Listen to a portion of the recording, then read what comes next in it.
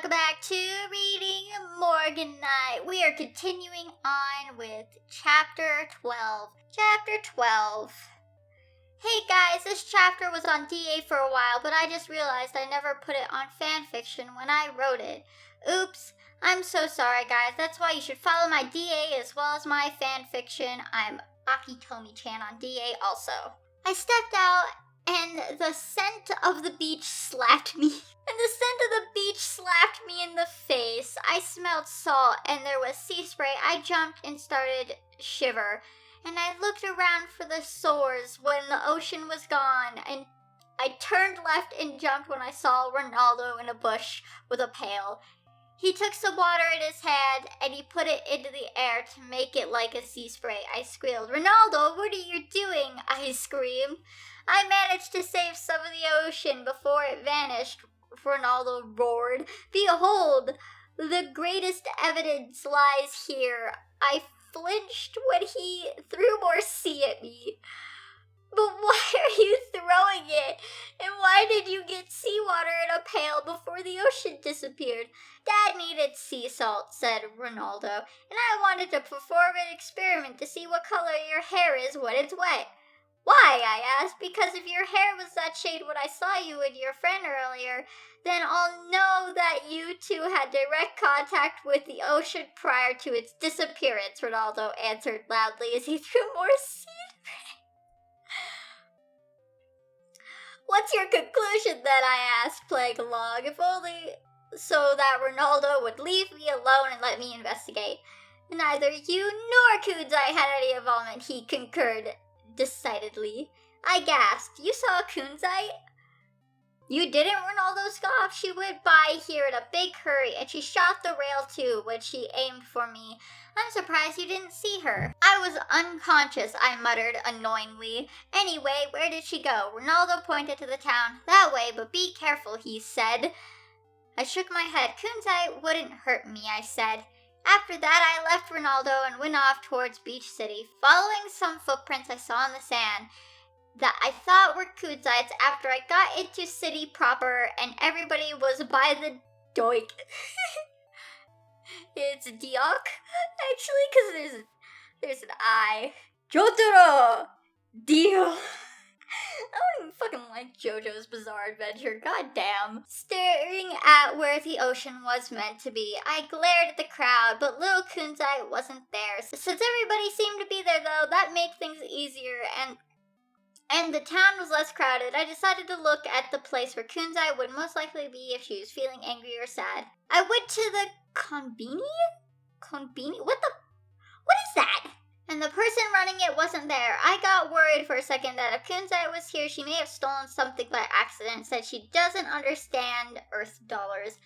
Usually Kunzai liked to play in the freezer room and unbox all the stuff in the storeroom and sometimes look at the visual novels and doujinshi they kept in the front, near the front window, because she wants to get good at Earth culture. I looked down the aisles at the snacks and random things, but I didn't see Kunzai anywhere there since no one was around. I peeked in the employee room and nobody was there either. I looked in the bathrooms and in the storage and Kunzai still wasn't there. Finally though, I decided to look by the magazines and mangas and my heart felt like concrete. I didn't see Kunzai in the mangas. I saw a weird person. That's rude. That I didn't recognize from anywhere, but looked sort of like my age, but maybe older, who was reading a visual novel. She was a girl, and she had really pale, chalky-looking skin, and her hair was dark silver, and had a strand in front right where it went down to her which went down to her chest, but the other parts were slick pixie cut. She had on a white petticoat jacket, with a sort of gold armband on its left arm and a tight black high-neck sweater underneath and a black ribbon in her hair. Also, she had black knee-highs and brown boots. She was really slight and petite, but also tall. For some reason, I felt strange looking at her. It was like I saw her before a long time ago, but I didn't recognize her at all. I'm calling it now, that's Sonia. I'm calling it right now, that's Sonia. Which, if I am correct, How the hell do you not recognize your best friend? It's only been a day. It's been a day. You are irritating. My chest beat wildly, and I started to feel anxious at the thought of talking to her and asking who she was or where Kuzai was. I started to feel embarrassed of my clothes, which were revealing compared to her petticoat. It was still summer going into fall, so it was weird that she was wearing winter clothes, and I trembled, but before I could approach her myself, she turned to look at me. I think my heart stopped when she looked at me, since I was so afraid. Her left eye was blood red, and her left was blue, and both were sharp and observing. She looked even paler and chalkier, and something seemed wrong about her, but I didn't know what. She glared at me, looking me over, as if judging me. After a second, with us not saying anything, she straightened her manga and read it more, smiling just a little. "You're the only one left in town," she said. Her voice was calculating and even, and she had a strange accent I couldn't place. I gulped to get rid of my anxiety. "Everyone is at the dock, I think. Usually Beach City is packed," I muttered. She glanced back at me and smirked a bit. "I know it," she said. "Strange, though. Why are you not with them, eh?" I asked. I was surprised because I'm doing something else right now. "Anything vital?" she asked. She raised an eyebrow, and I felt tiny because I think I need to speak with you. I didn't feel comfortable anymore. "I have a friend outside," I said, kind of lying because I thought she was threatening me. "She's done training for hundreds of years." "Is that so?" muttered the girl in a different language that I thought was Japanese. I felt embarrassed and more confused since I wondered what planet this girl was from. She looked amused, like she knew I was lying, and couldn't understand her. "Well, I guess not then," she said. She put her visual novel back and moved to leave I still don't know what that is. "My name is Himitsu Shoru," she said, "but call me Shoru." I felt nervous. "My name is Morgan," I said quietly. She chuckled a bit in amusement. "We will speak again, but do not tell your friends of our meeting. I have your best interests in mind." She left quietly, and I was confused. In the konbini without Kuzai or any clues of where she is or who Shoru was. I left the konbini with quiet, and Shoru was gone, entirely like she wasn't there at all. I wondered about her and who she was and why she acted and spoke so strange. I searched around the deserted town a bit longer until I saw a cliff. In the distance, it looked like someone was sitting on it, so I ran over there. "Kunzite," I cried. "Kunzite, is that you?" I got closer, and it was Kunzite. She was wearing different clothes than usual, which was a purple bustier dress, high-heeled white boots that went to her knees, and grayish-purple stockings. She had marks on her arms that I never noticed before. She looked sad when I approached, and she was looking over the missing ocean with a pained expression. But when she notices me, she seemed angry. "What the hell is this? That dumb human was meant to keep you inside. And what the fuck are you wearing? You look like a cosplayer of a bounty hunter from an anime," she hissed. She seemed angry, but she didn't really seem angry. "You gave me this outfit," I said. I sat beside her. "What are you doing out here? Why did you run away and shoot at Doobie and Bloodstone, Aquamarine, and Cinnabar?" Kuzai scoffed. "Those fish, they weren't on our side," she said. "They were with the person doing this, who's been behind everything all along." "What? Who?" I asked. Kuzai shook her head. "Some weird association. They're not homeworld. I kind of like the crystal gems, but they're not Earthborn either." Either way, I knew the Aquamarine and Cinnabar, those two were associated with them. "What's the association called?" "How did you know?" I asked. "They're called Himitsu. Yellow Diamond told me about them right before she sent me here on my mission," Kunzite said. "She said that they're dangerous and told me to watch out for. Did you notice the way Cinnabar and Aquamarine had their gems?" I remembered how Aquamarine had her gem where the knot on her obi was, and how Cinnabar's had hers on a necklace. "Are you saying their gems are detached from them?" "Yes, what about it?" I asked. "Idiot, do Pearl, Garnet, and Amethyst or Steven have their gems like that? Do I?" Kuzai asked. "It's not normal. That's how they group together with their stupid thing. They try to blend in and make the gems seem like decorations or clothes, but they're a bunch of phonies." Okay, so they're not detached from them. I was about to have several different types of aneurysms, like right on the spot. But what does Himitsu want to do? I asked. The name sounded familiar from somewhere, but I couldn't know from where.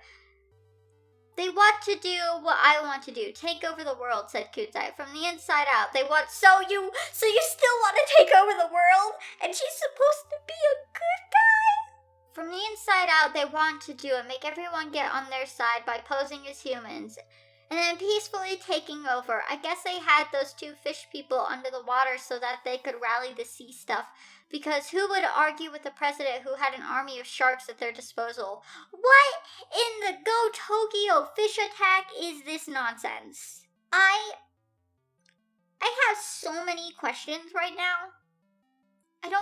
What would the goal, I don't even understand the reasoning for them wanting to take over. I thought so. So Himitsu, they're here, I asked.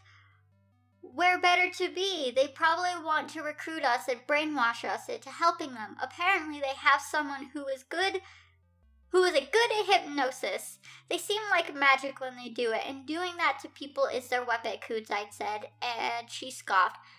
That's why they don't just do the homeworld thing and attack Earth head on. All their weapons are lame, like the fish in the dresses was anyone can punch. What? But that doesn't explain why did you run away. You could have stayed with me and told me about all of this at the temple. We still need to watch Aquamarine and Cinnabar, even if they're up to no good, because that's what the gems told us to do, I said. Those gems, they aren't going to figure out what's up. They'll find Lapis, sure, but she fainted and out of mind control. She won't know what happened. She won't know where the ocean is, because I'm sure, absolutely positive, that Himitsu made Lapis go crazy. They've been messing with my weapons ever since I landed here, trying to make me fight. So it's okay to think that they would target someone weak like Lapis Lazuli instead, Kudzai said. Why would they attack Sonia, though? Why did she have to die, I asked. It's probably part of one of their stupid plans like usual. I guess that's why Lapis took the ocean, so she could expose the Himitsu down there and kill all the sympathetic sea life. Wait, aren't they? Wait a second. Did I just misread everything? Because I could have swore you just said that Himitsu is the organization that has the brainwashy people, but apparently they brainwashed Lapis Lazuli to like take the ocean and expose Himitsu? I'm confused. Did I just completely misread all of that? I'm not gonna go back and reread it. I'll figure it out when I edit this video. Okay. So after listening to the audio again, what I think Aki was trying to write was, Himitsu brainwashed Lapis, but Lapis was driven mad by the brainwashing and snapped out of it and took the ocean to expose Himitsu. Which I don't see how that would work, considering there's only 2 bloody members down there.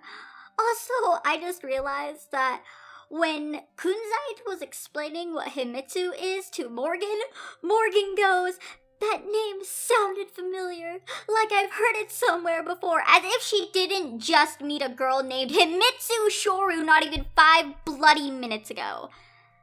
I'm convinced that Morgan is either stupid or has severe memory problems.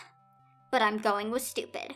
They fused with gem shards, so yeah, if the gems find Lapis, they'll get their ocean back, sure, but they won't know about Himitsu until they do something, like kidnap Steven, or do something direct like that. That's why I left. I got fed up with the thought, so I decided to leave and take this into my own hands. Don't follow me. Himitsu is dangerous, and I'm sure they'd be more than interested in cutting you open and figuring out how Jasper made you a gem. The more human-like they can make themselves, the better, Kudzite said, looking angstily into the seabed. I flinched and began to tremble, thinking about being cut open. So go home, be a good girl. The gems are waiting for you probably, and you'll be in trouble if you're not there with the Himitsu when they get back. I thought about it, but then I shook my head. No, Kunzai, you and Doobie, you're my best friends. Now that Sonia's gone, I won't let you run off and fight a dangerous association of gems all on your own, I said decidingly. What are you, slow? I'm being serious. Don't get sappy on me. Be smart for once, Kunzai shouted. You're going to get hurt if you do this alone. I know it. I'm helping whether you like it or not, I said. Kunzai was still mad, but she growled. Fine, if you insist. Don't blame me if you're not up to it, she said. First of all, get those stupid clothes off and change into something normal. The triangle on your chest, it's yellow, but almost gold. Gold is the color symbol of Himitsu. I appreciate the homeworld spirit, but why can't you wear pink or something like you usually do? I frowned, but I was happy that she was accepting my help since I was afraid she'd stop me from going. I'll get a change of clothes at the temple, I said. That way we could check on Aquamarine and Cinnabar while we're there and maybe explain to the gems what we're doing too. Kunzite nodded and we went. It took a bit to get back to the temple, but when we did, I gasped. The bowl of water I left Aquamarine and Cinnabar's gems in, it was burst open and water was everywhere. Doobie was nowhere in sight and the Himitsu were gone. I thought Doobie had already left.